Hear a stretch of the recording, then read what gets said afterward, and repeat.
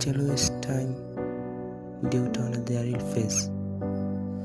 Ulikuwa nao fine, wanakutoroka juu ya hiyo race. Walikuwa marafiki wakati wa faraja, sasa wanafiki wakati wa dhiki.